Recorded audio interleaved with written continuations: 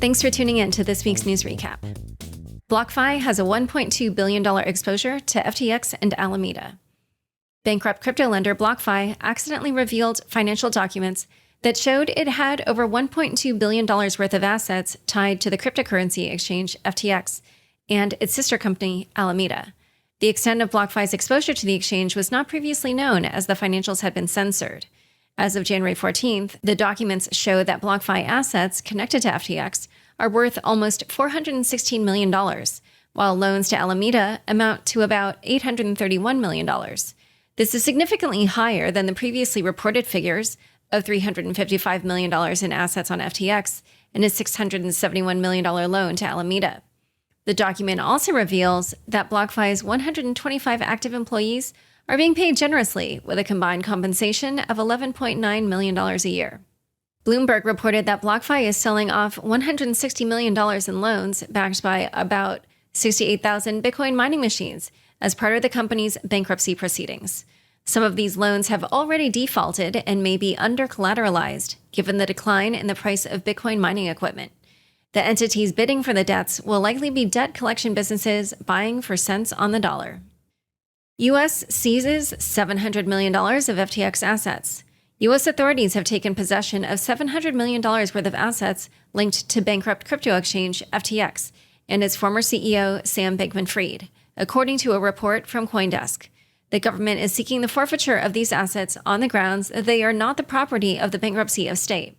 The assets in question include $525 million worth of Robinhood shares, which Bankman-Fried purchased with money borrowed from Alameda Research, and $171 million in cash from bank accounts tied to FTX-related entities.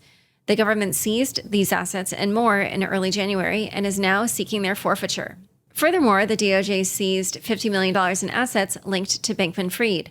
This sum was held in Farmington State Bank, a small one-branch institution based in Washington that primarily focused on providing agricultural loans to farmers. The bank had a mere 3 employees at the time of Bankman-Fried's account creation and had been serving the local community for over a century. Additionally, on Wednesday, FTX's long-awaited creditor list was revealed, albeit with millions of customer names redacted. It turns out the bankrupt exchange owes money to a wide range of companies and individuals. Tech companies include Apple, Netflix, Meta, and Amazon Web Services, and crypto firms such as Chainalysis, Coinbase, Yuga Labs, and Binance Capital Management are all owed money. Publications include The Wall Street Journal, CoinDesk, and Benzinga, and athletes like Tom Brady and David Ortiz were also on the list, as was supermodel Gisele Bündchen. Sam Bankman-Fried invested $400 million into Modulo Capital. According to the New York Times, Modulo Capital, an obscure crypto trading firm, received $400 million from Bankman-Fried prior to the FTX collapse in November. The firm was founded in March 2022 and received one of SBF's largest investments, drawing the attention of investigators. The transactions took place in the third and fourth quarters of 2022. The founders of Modulo Capital reportedly had close ties to SBF. One of them, Xiaoyan Lili Zhang, had previously allegedly been romantically involved with Bankman-Fried. Modulo is now a key focus of the investigation by federal prosecutors into Bankman-Fried and the exchange. Genesis says it may resolve the bankruptcy soon. Crypto lender Genesis Global Capital expressed confidence that it will be able to resolve its disputes with creditors this week, with the goal of emerging from Chapter 11 bankruptcy by the end of May. According to Reuters, during a hearing in Manhattan, Genesis lawyer Sean O'Neill said, "Sitting here right now, I don't think we're going to need a mediator. I'm very much an optimist." Brian Rosen, a lawyer for creditors who are owed $1.5 billion in claims, agreed, "We are getting closer." The company filed for bankruptcy protection on January 21st, 2 months after it halted withdrawals and new originations. The company listed just over $5 billion in assets and liabilities in its bankruptcy filing and said that it owed more than 100,000 creditors at least $3.4 billion. Gemini lays off more employees. Gemini, the crypto exchange battling Genesis, laid off 10% of its staff, according to an internal memo seen by The Information. This is the third round of cuts at the company in the past 8 months. The co-founder of Gemini, Cameron Winklevoss, informed the staff, known as astronauts, about the layoffs via a message on Slack. He stated that the persistent negative macroeconomic conditions and unprecedented fraud in the industry left the company with no other choice. Gemini employees are not the only ones affected by Genesis's fallout. Luno, a digital currency group-owned crypto exchange, also laid off 35% of its workforce. Bitcoin Jesus gets sued. Genesis is suing Roger Ver for $20.9 million in damages. Ver, the CEO of Bitcoin.com, has also been long known as Bitcoin Jesus. The lender claims Ver failed to settle crypto options transactions before the expiry date.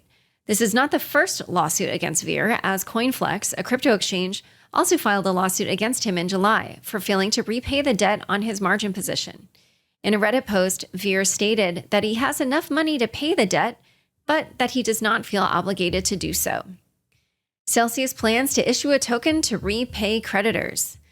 Bankrupt crypto lender Celsius is planning to pay back creditors by issuing a new token, according to a recent report from Bloomberg.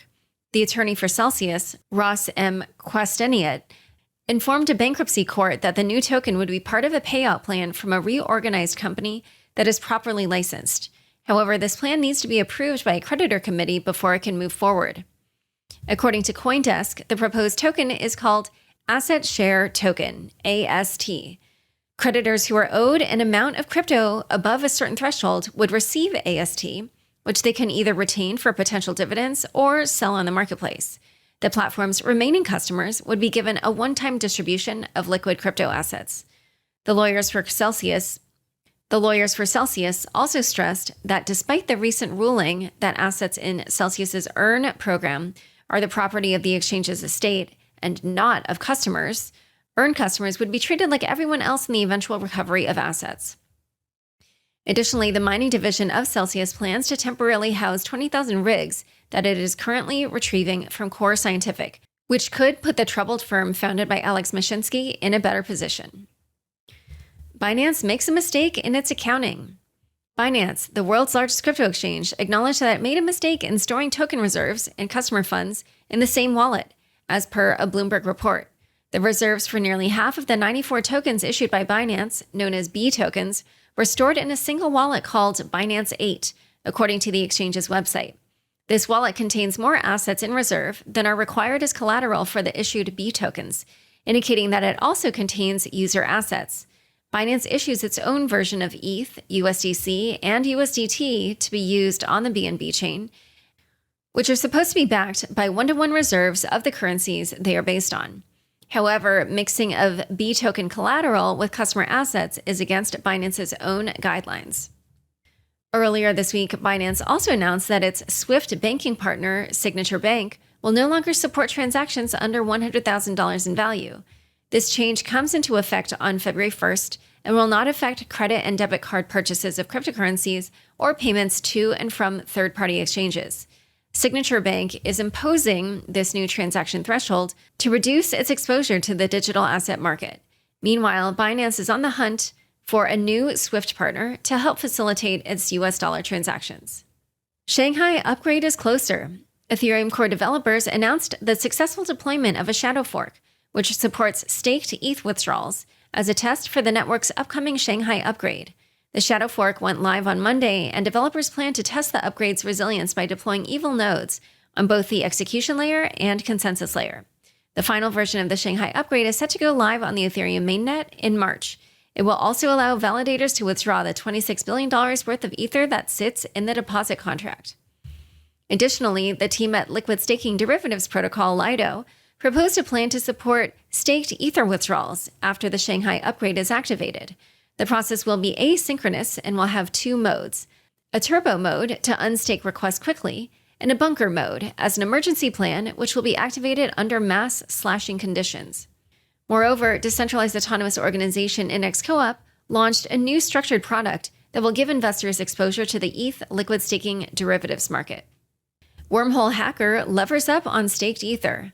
As Shanghai comes closer, the crypto community is getting excited about the potential for staked ETH withdrawals. However, it seems that the hackers are also interested in this new development.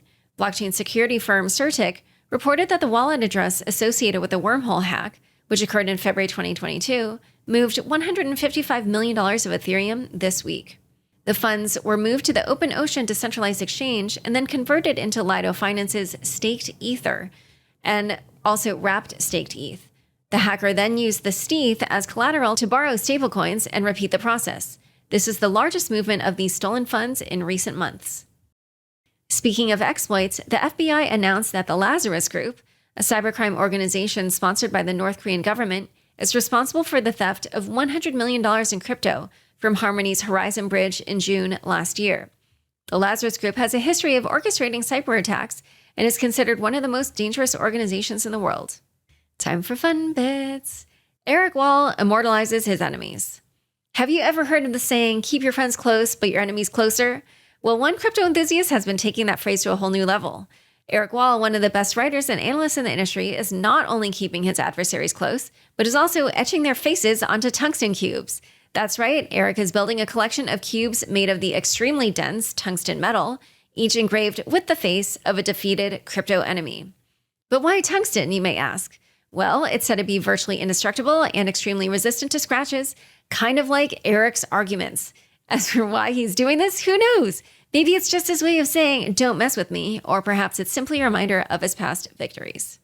Thanks so much for joining us today. To learn more about Michael, Grayscale, and GBTC, check out the show notes for this episode. If you like Unchained, please rate or review us on Apple Podcasts. It helps get word out about the show. Unchained is produced by me, Laura Shin, with help from Anthony Yoon, Mark Murdoch, Matt Pilchard, Zach Seward, Juan Aranovich, Sam Sriram, Pama Jimdar, Shashank, and CLK Transcription. Thanks for listening.